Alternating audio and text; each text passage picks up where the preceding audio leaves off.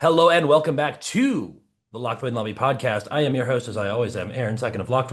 I am joined today by a mull to one without seeing a single mana source. It's Russ, my partner in Slime. Joke's on you, I'm playing Miracles. Nobody plays Miracles. Unless you're playing Lorehold, in which case that's kind of funny. Or what is it? The new one out of Marvel. Oh, Adam Man or something. Miracle, no. Molecule Man. Molecule Man. Yeah. Miracle Molecule is the same word. Miracle Man. Um, let's talk about this week in Magic. Let's start with what we did this week. Russ, do you have anything productive to say? Um, no, not really. Life has gotten in the way of Magic this week, and I also got the bye in the Howling Salt Mine League, so I'm not gonna have anything to talk about in terms of that next week either. What's really funny about that is I dropped, which means by all logic, I would have been Russ's opponent here. And Russ is playing Faye, which is a really bad matchup for me, so I would have just lost anyway. So Russ gets the free win that you would have gotten over me. Congratulations. This Saturday though, I will be playing at a tournament in Chattanooga, Tennessee Did you for an figure out what Abhorrent you're Oculus Full Art. Do you figure out what you're gonna play yet? I'm thinking about playing Wet Weenie, but we'll see. I hate that name. I changed the name on Moxfield to that. Go back to calling it fish gates. No, it's Wet Weenie now. I put I'm that thought in my own head, and so now it's stuck there. I hate when you make a bit that you like and then you commit to it. It's just my least favorite thing For ever. those of you unfamiliar, Wet Weenie is the Merfolk deck that we talked about in the first This Week in Magic. With Jason. That Um, was not with Jason. Shut up. Anyway, what did I do in Magic this week? I've had a very quiet week with Magic as well. I did D&D yesterday. We did my D&D group in person is doing Strixhaven. And so we made it to about 8 o'clock last night before we were all just hammered. And trying to do a session zero, running people through paper character sheets with books while 3 out of 4 of them are trashed is so much fun. I did take some Uh, time today to organize and update all of my things. My rares catalog is up to date. My playables box is a playables box again, and not just random crap that I take out of decks.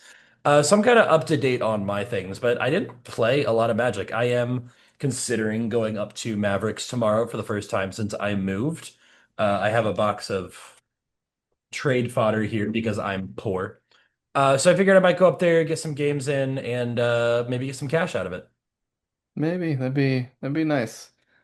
So what are we talking about this week, Aaron? So There that wasn't really any yeah, exciting news, and we don't have any guests, so I think this will probably be a quicker episode than the last two. yeah, it was definitely a quiet week in Magic as a whole. The BNR has been adjusting, and I wanted to talk kind of about the shift in the standard metagame a little bit when we get towards the end of the episode. But for our highlight segment this week, it's going to be our what happened in the lobby segment. On weeks where we don't have a whole lot going on, I want to do like a community spotlight where we focus more in on what we talked about in the Lock Twain lobby this week. So we're going to Oh, start. I'm sorry, I do have something. God dang it. There was a news uh from Mark Rosewater where he was going through the questions that he consistently got uh about like broad topics on his Tumblr. And we'll link it in the description down below, but it's called Big Picture Questions Part 1. One of them was just like, why does Wizards make functional reprints of cards with a known history of play, like Novice Inspector and Thraben Inspector, Llanowar Elves, and Elvish Mystic? It's just a really interesting read. I kind of glanced through it a little bit. I'm going to read it more in depth later, but I'm going to put that in the description for people to check out. Uh, I guess that reminds me of a big thing that I wanted to talk about this week before we get into the highlights section. Um, what? What? You can't give me crap for remembering something and then remember something yourself. It's all right. We'll fix it in post. No, we Uh, won't. yeah, that's right. You are post. Post Malone, shout outs to playing the one of one ring in a game of Oh, Commander. Jesus. So the big thing this week that's been going around is there has been a lot of criticism. Prof did a video. Another guy did a video that I didn't catch his name, But the whole thing is centered around this controversy with the Hobbit sealed products and how expensive it is and how inaccessible it is, with collector booster boxes reaching $800. Uh, this guy is a former writer, he said, for Maldhound and a few other, say he worked for Command Zone for a while, and just kind of went into this big tirade about how your content creators are lying to you and how these groups are being advocated for by receiving Magic product, but never really talking about the fact that they're just receiving the Magic product and then saying go buy it. And I think that that's a bit disingenuous from my experience with a lot of these people. I think it's an oversimplification of the problem. And Prof said something about this too. We can link the video in the description if we want to. Um, I don't love this ideology Or that we can make use of YouTube and put a card up there in the top right corner. one of us is going to be right and it's going to be you because you're doing editing.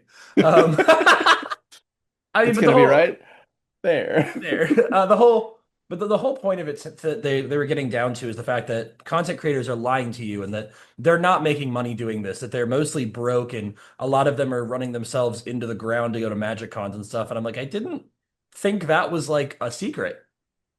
The way this guy was talking was like this is some big revelation. I'm like, no, that's obvious. We are at a very low level of doing this and we spend too much money to try and stay afloat. It's the worst Imagine kept secret in the world. that's what I'm saying. Like the guys that are and the groups I should say that are sponsored by Wizards that get sealed product, we're fully aware they're not paying $900 for a booster box. They were gifted a booster box and they were said promote this product and we will give you money to promote this product. That's what this whole sphere is. And I Yeah. appreciate creators like Prof who are willing to say, hey, let's take a look at this and be contradict or be not contradictory, be critical of it. But like at the end of the day, these guys got to make their bag. Yeah. One of And my favorite things of one of Prost's recent videos was he was talking about something similar to this, like the cost of cards going up and up. And it basically, at the end of the video, he's like, just play Popper. just play Popper. Fantastic. That's a great thing to do. I mean, like I didn't used to like the Prof's videos, but the Prof has very quickly become somebody that I like to watch Yeah. because he does very much have that critical eye for things and is not just whining and complaining. A lot of what he has to say is a very valid criticism. And I mean, my local game store that I used to work at was getting crap this week because of how much they had to mark up to meet their distributor prices. Like this isn't a game store problem. It's not a creator problem. It's a not even a Wizards of the Coast problem because Wizards of the Coast's MSRPs are set again. It's a distributor problem. And the distributors got used to charging too much money. And then What's oh, we have gotten confirmation that people who have been in the community for a long time have good insight. oh no, breaking news. Anyway, let's move on to the anyway, that's the tangent for Let's the talk week about our is community now let's get instead into of the other people's communities. let's get into the community spotlight. This week for the Deck Tech, we had one of our newest members. Shout out to Idols and Anchors. Russ, this is one Found us that through the Twitch stream. found us through the Twitch stream, word of mouth, Twitch.tv baby. / the Lock Twain Lobby. Backslash unsubscribe, backslash block. Russ, you're probably excited about this. It's another Lucius player. We mentioned Lucius on the pod, and this dude just lost his mind. He's like, Lucius, you play, and then immediately joined, submitted the Lucius list. We're so excited to look at it. The deck name is Aristocrat, no S, it's just one guy, I Oh, and fun fact, this is Idols and Anchors has the most viewed Lucius deck on Moxfield. which is really cool. Yeah. It has 7 whole views.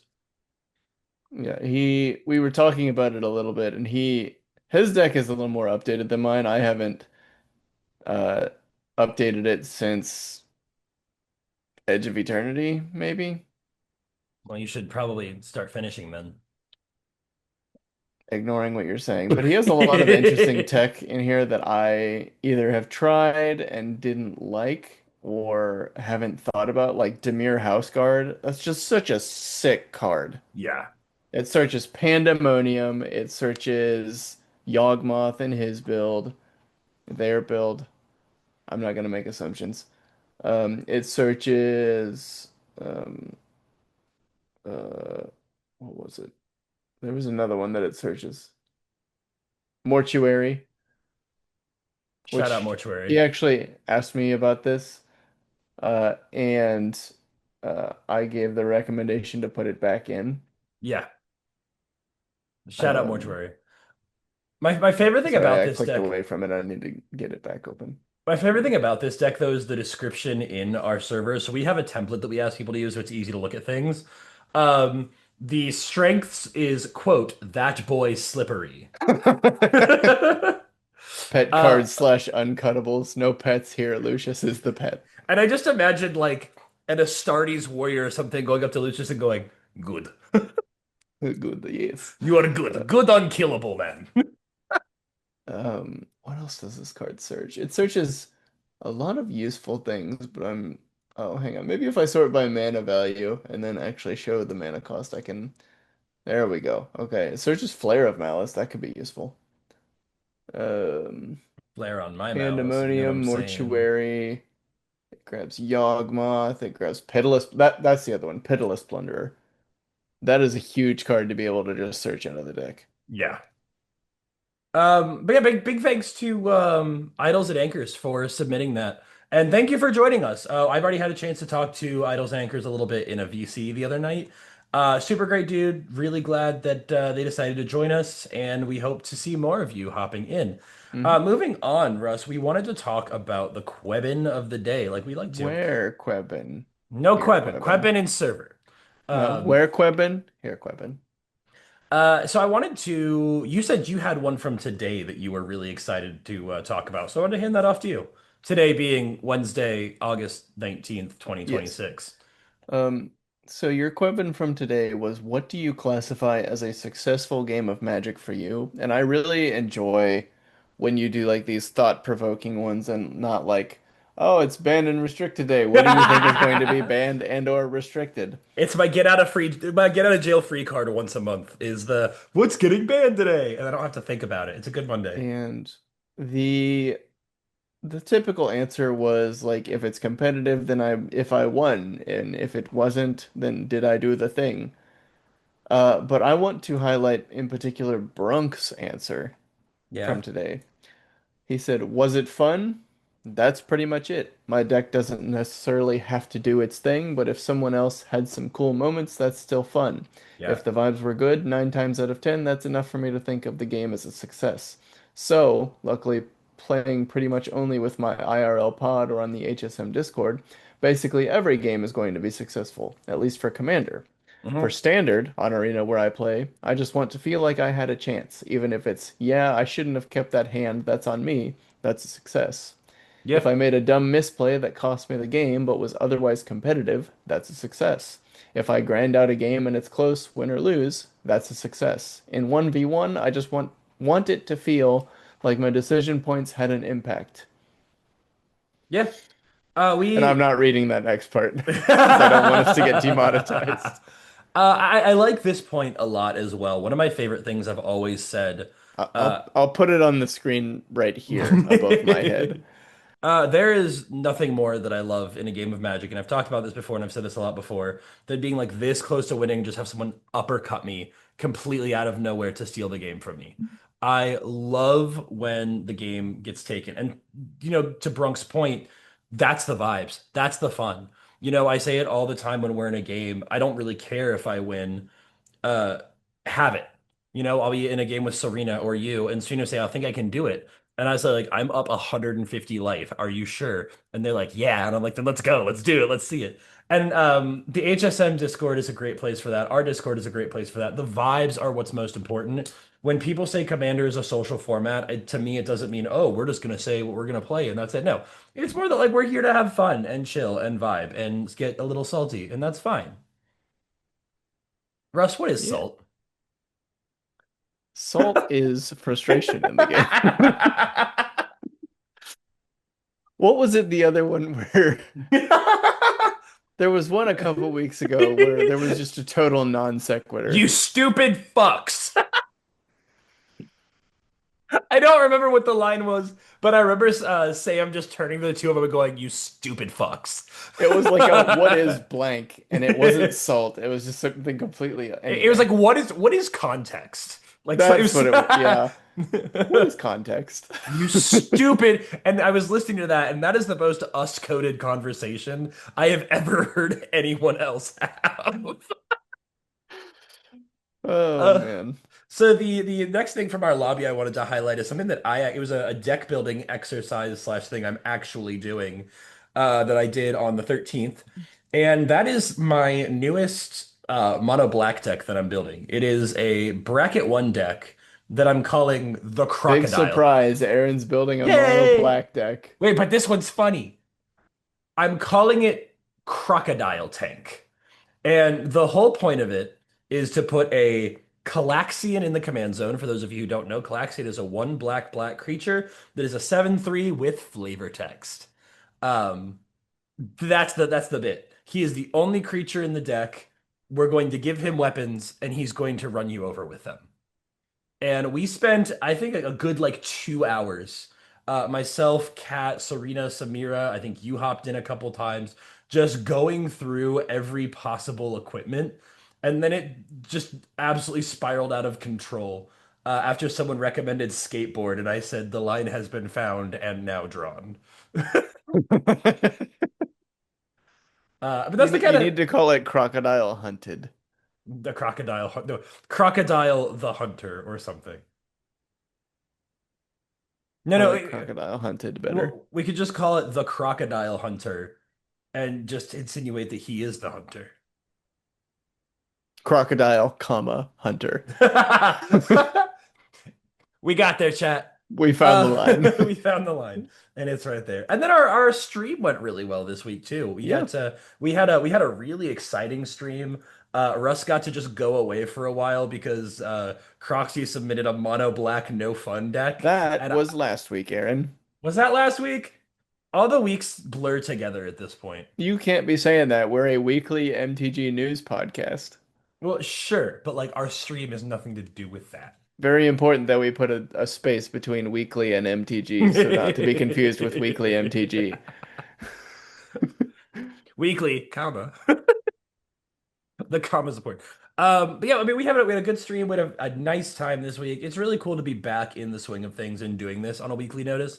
The every other week thing, honestly, I think was more stressful than doing it every week because it turned into, wait, are we doing stuff this week? Did we do stuff this Yeah. week? Yeah, and I've been vibing with this a lot. So, is there anything else that came up in the lobby this week that you wanted to talk about, that you wanted to bring up? Other than Foster being really weird, but that's normal.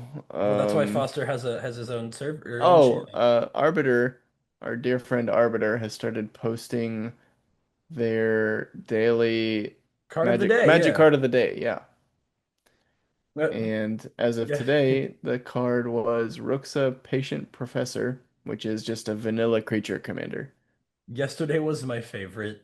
What It was was yesterday? it was Vernal Sovereign, and Samira came in and was like elk, and my response was notably not a bird. And then Serena came in and said elk. What is the notably not a bird thing? It's just Explain, show your work. it's just not a. Is it a bird? Oh, did we talk about this on the podcast or the stream? I don't remember. It's all the Talking same. about Owen. Oh, going. No, I don't Yeah, know. okay, so at Mavericks when they ran Pioneer on Thursday Oh yeah, we nights. talked about this on the stream. Yes. Okay. Yeah, I got you. So I want to talk about this on the podcast too. There's a kid named Owen Shout who out showed Owen. up to Mavericks for Pioneer and pretty much nothing else. And Owen played a Gigantha deck. Still does. I think it was Boros Heroic with Gigantha as a companion before Gigantha got banned in Pioneer. Yes. And was playing against someone, and Owen's opponent was just trying to make small talk. Just said, "Is Gigantha a boy or a girl?" And Owen, without missing a beat, in the most deadpan tone of voice, just goes, "It's an elk." I, Not how, wrong, but not what we were going for. My favorite thing about Owen, Owen was one of my favorite regulars when I worked the weekly events. Owen is the kid at the game store who everyone knows, and he's either perfectly quiet or he just says the most out of pocket funniest thing you've ever said. Like it's so consistent. He's either sitting there flipping his cards, getting ready to smack the crap out of you, or you're holding your sides laughing too hard. Shout out to Owen. I love Owen. But this feels like a perfect segue into our last segment, which I we think he are actually plays Modern now. he Sorry, does he but does play Modern now. okay. But it is a perfect segue. I think the arguably the biggest news of the last like month or so, Pioneer is back. We have a Pioneer RCQ season. After being Allegedly. allegedly, after being thrown away and ignored as a format because it's not a real format, there has been a lot of conversation and news recently that there is heavy speculation that we have a Pioneer RCQ season coming up. Sorry, I just clicked onto the Pioneer section of MTG Goldfish, and I see like the picture that shows you like the most prominent card in the deck. I see three Badger. Badger Mole Cub decks and three Tablet of Discovery decks, and then two Thoughtseize decks. He just did the same thing. Pioneer's back, baby. Pioneer is just standard plus. Pretty much. It's just for those of you who don't know what Pioneer is, it is every standard legal set from Return to Ravnica forward with a ban list. It is Notably, the fetches are banned. mhm, Karn the Great Creator is banned. as it should be. There's a handful of other things that just got banned for Giganta. being too powerful. Giganta is banned. Most good companions are banned in this format. Mhm. Lurrus, Giganta. I don't think Yorion ever got banned. I don't believe Yoria did either. I think they talked. Teferi 3 is banned. It's three fairy. Whatever. Stupid. But no, Pioneer is basically like the middle ground between standard and modern. Yet looking at Pioneer decks, they're arguably cheaper than standard decks in a lot of scenarios, with the exception of the Golgari mid-range deck, which is almost a modern deck Why is Gracefang so expensive right now? because Pioneer What is was back. expensive in this deck? Oh, Formidable Speaker. It plays that as Yeah. a 4 of. That makes sense. Yep. And that's still an But expensive mana card. bases are really interesting because you just play shocks without fetches, you play fast lands, and then you play basics. Yep. Pioneer's a cool format. I joke about it not being a real format a lot because it's not a real format, but I am excited to see it. I'm excited to see Pioneer season come back if that's what we're getting into. But before we get there, we are currently in Modern season. We have moved past Standard, which means Tablet of Discovery and Jeskai Revelation are going to be left alone for the next 3 months. And no, I will not stop talking about that until Wizards does something. But we are back in Modern. The metagame is kind of wide open right now. We were talking about this a little bit earlier. Goryo's Vengeance is at the top of the totem pole at 10%, behind Quiddler, Goryo's Vengeance, and Solitude. I like this deck a lot. It's one that I've seen, I've played. It's another version of Esper. You've got Boros Energy right behind it at 7, 8.8%. Esper Blink behind that at 6. Eldrazi at 5. Is it Prowess? Screw you, Slick Shot Show Off at 4.4. Five Color Grizzlebrand is an interesting deck at 4.2%. You have Affinity at 4.2%, and Zamir midrange at 4.2%. And then everything else below that kind of falls off. So, notably, that deck is only shown as 5 color because it doesn't actually cast 90% of the colors there. Correct. It is a Simic deck. It is 100% a Simic deck, It doesn't but cast it doesn't cast anything that's white, black, or red. it It is reanimates. only shown as 5 color because it has Atraxa, Gristlebrand, and Ureni the Song unending in it. Well, I like the Neo Brand deck so much because the mana curve on it is ridiculous. It is so high. I mean, you can Neo form into most of these things and just kind of but the mana curve is ridiculously high. And if you're gonna play busted cards, I'd love to see them being stupid cheap because it's very much a mid-range deck. You look at the whole game plan is to control the board with your Pact Negation, Summoner's Pact if you need to, all of those kinds of effects until you can take over the board and just dominate with your Rennie or draw your deck with Grizzlebrand or flip into anything with Atraxa. It's a really cool build. I like Neo Brand and I hope to see it do more. So this is why I don't typically refer to MTG Goldfish, is because the results that it shows are more often than not just scraped from online challenges and leagues. Correct. Sometimes you'll find like in-person tournaments, but this is why I prefer to use MTG Dex instead because it gives a more accurate representation of what what the meta share looks like. Okay. Um, so we have, according to MTG Dex, Boros Energy is still the highest meta share, but not by much. What's it at? It's at 8.03% Over Gorios? over Esper Reanimator, which is at 7.6%. I don't so I don't like modern, and I've always been very clear that I don't like the modern format. Modern is probably the healthiest competitive format out there right now. It's Besides really Popper. besides Popper. Popper is great and untouchable and leave my boys alone except for Sneaky Snacker, kill it. Um, Modern is wide open. Every different color has an opportunity to do something. You have some existing decks like Amulet Titan, Living End, Mono Green Eldrazi is making a comeback, and then you have new stuff popping up like the Neo brand deck. Uh, really, any deck has a chance. I don't agree with the Mox Opal unban, but What is really, this devoted druid combo deck? Devoted Druid is really funny. Oh, is it just the same thing Yeah, that's always been there, but it's just basically, yeah. better because it has Badger Mole Cub? And Last time, okay, it has Shang-Chi, so it's got a hasty, okay. It's got a yeah, haste enabler that's in its colors. Shang-Chi is such a good card. It's so nuts. Uh, so yeah, that's what's going on with the Modern Pro Tour right now. Keep an eye out for that as MagicCon Atlanta comes up. We have a Spotlight series in Brisbane coming up at the end of the month that we're going to see a lot of actual results for the modern format before we get to MagicCon. So keep an eye on that. I love seeing the overseas tournaments because you get to see different players you don't normally see. So Mhm. Spotlight Series Brisbane coming up. If you live in Australia and you're watching us somehow, sick. Um, but I'm going to be streaming that, keeping an eye on it as much as I can. I'm excited for that. I wanted to talk very briefly about what Standard is looking like post ban, and it's kind of Real quick, uh, what does the Spotlight series lineup look like? in terms of like who's going to be there. No, sorry. How do you spell Brisbane? There it is. Brisbane. Is it like 9 rounds of sealed? Is it what's going on with it? So the main event is the Hobbit constructed. It's modern constructed. Okay. There's a command zone pass and there's a VIP, but the main thing is the modern constructed.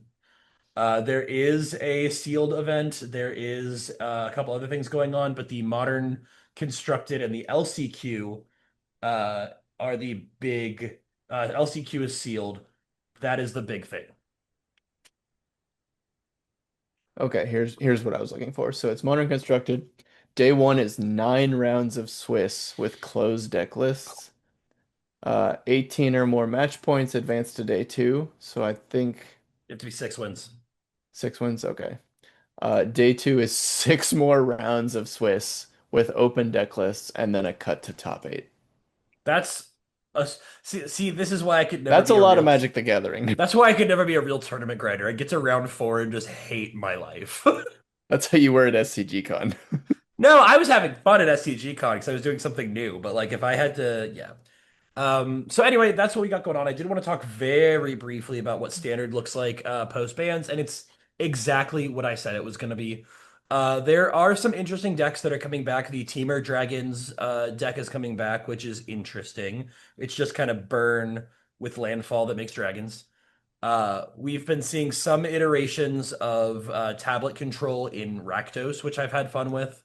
Uh, Land destruction is back, and it's back in a big way. Rakdos land kill with Avengers Assemble and collect evidence, or not collect evidence. It's a collect evidence board wipe. Uh, Deadly cover up. That's what it's called. Yeah. Um, just has been going nuts. I play mono black aggro, so if I get 4 lands out and you decide to use Deadly cover up to get rid of every basic in my deck, we're cool. I'm happy with that. Thank you. Um, but the format is opening up quite a bit, but four color control is still the deck to beat. It's going to continue to be the deck to beat.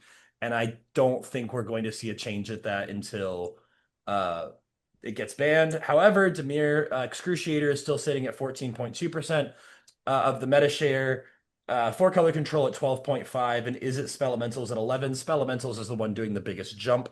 I think the biggest difference between the 14% Excruciator and the 12% control is four color control is going to live past January without any problem.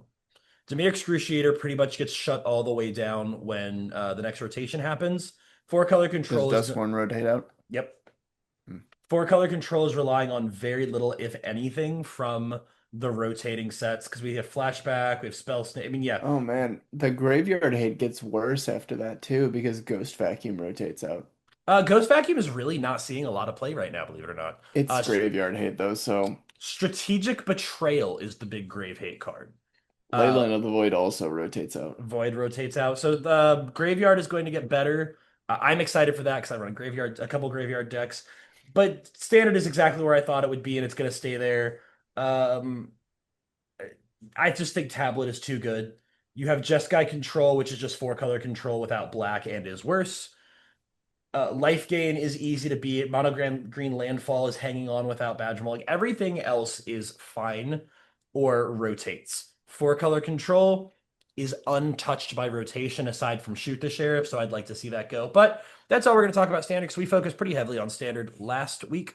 The Mhm. last thing I want to talk about is Last week we focused on Pauper last week. yeah, but we did talk pretty heavily about the ban list from standard though. Um, it's Secret Layer week, and I got Secret Layers. I tend not to get excited, but I was able to get my hands on the really cool metal art with the Dread Return and the Defile, both cards that I play in my spy deck. And I am so excited to drop a Dread Return from a $40 Dread Return to win a game of Popper and just Only for it to get hit by a 20-cent counterspell. reclaim an instant speed. So I mean the secret layers this week were okay. We had Hobbit Secret Layer. The one I am most excited about comes out in a couple of weeks and is the Marvel Romance. And I am going to be finding a way to play that Grave Pact because the Thanos Death Arc is one of my all-time favorites. So keep an eye out for the secret layers that are coming up. Hatsune Miku just passed through. The Hobbit secret layers are gone. We're going to start seeing our Star Trek secret layers, so those will be available for the next 6 years. And then we have Reality Fracture coming up after that. And I think until Secret Layer Week and until we have the results of Pro Tour Bisbin, it's going to be a pretty quiet setup for us here. Yep. As far as upcoming events, I already mentioned the Pauper event that I'm going to the Saturday that this Mhm. episode releases. I'll be trying to win an Abhor and Oculus. I'll probably be playing Wet Weenie because it makes Aaron mad when I call it that. I hate it. Um, MagicCon Atlanta is in November.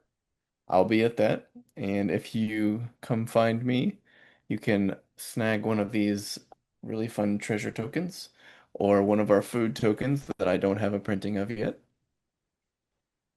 Um, I- Um, in terms of events, I did want to also bring up if you are local to the Mavericks Mason area in Mason, Ohio, they did announce today that they are doing a Sultai Win-a-Duel with upgrading prize scale. This is a legacy event, $20 entry fee. The winner at will automatically get a Bayou. At 25 players, that Bayou upgrades to a Trop. At 50 players, it upgrades to an Underground C. The format will be Legacy Swiss, followed by a cut to top four, taking place Saturday, 8/29 at 1 p.m. This is not a proxy-friendly event, so if you wanted to participate, you do have to spend $1,400 on a deck. And that's yeah, all I got, folks. yeah. I don't have anything else other than to remind everyone that down in the description, you can find our link tree, which has the link to our Discord, has a link to our Twitch stream, it has a link to our YouTube, has my Mox Field, and it has Aaron's Architect. Those are the five important links. Soon it will also have our Patreon, So, where you will be able to find cooking content from me, apparently, blooper and Aaron. Um, reels. blooper reels, maybe. Yeah. I've been Uh, putting those at the end of the episodes, if there are any. This week we were perfect and beautiful and nothing went wrong, right? Yeah, definitely. There won't be a jump cut anywhere in the episode. Editor's note, insert a jump cut right here. Just for shits and giggles. Um, Um, we do have our charity stream, which the is on Labor Day, which is the rapidly approaching. I'm going to be sending out the schedule for that this week to our lovely collaborators, Kyle and do Yaw we want from to officially announce them? I have tentatives. I'm going to send the schedule. We'll do official announcements next week. Okay. But the tentative announcements are Bucky, Kyle, and Yaw for CEDH. Kyle and Yaw from the That's a Good Card podcast. We do have our good friend Jason, aka Marsh Flats from Strata Games for Popper. We have a appearance from David himself from Oh Popper, no. I don't think you realize what you've and just done. Anthony You don't even realize it, do you? Anthony the Dave Marsh Davenport. Fletch for Popper and David from Popper. The bit evolves. Look at what you've wrought. We have Anthony the Davs Davenport showing up for Popper as well, and we're going to be including our. We also have a direct quote from him. Literally, no one has ever called me that. The dabs. And we're going to be having our community commander gameplay during that time as well, including appearances from our good friend. Um, I need you to do a cut here because mine is completely blanking. Perfect. No jump cuts. I can't. I'm so angry that I'm forgetting his name. Hang on, hang on, hang on, hang on, hang on. Oh God, Are you talking about Joe? Joe Kilcar. Yep, we will have a commander gameplay from our good friend Joe Kilcar, as well as a Johnny's Gay Pride May, aka Lenny from Coast to Coast Commander. So we are going to have a star-studded cast come on out. 100% of the proceeds from all subscriptions that come in, as well as any Patreon subs that come in at that time, will go towards my good friends, the Tussey family, to help during their medical time of need. And So donations. Don't forget donations. donations as well. We'll have a GoFundMe set up, I hope. So come on out, help support a good cause, and we look forward to seeing you. With that, Russ, do you want to go ahead and send us home? Yeah, just everyone, thank you so much for watching once again. This new format has been more successful than we could have possibly hoped for. People in all different servers have been telling me that they've been enjoying it and they want to go in our backlog, and I had to warn them that our backlog is nothing like these last two episodes. Our backlog sucks. Yeah, yeah. But with that, everyone, never forget that the best wins. Are the flavor wins. Thank you so much for being here. Thank you so much for being a part of our community, and thank you for helping our community. We look forward to bringing you the news next week, and the week after that, and the week after that. See ya.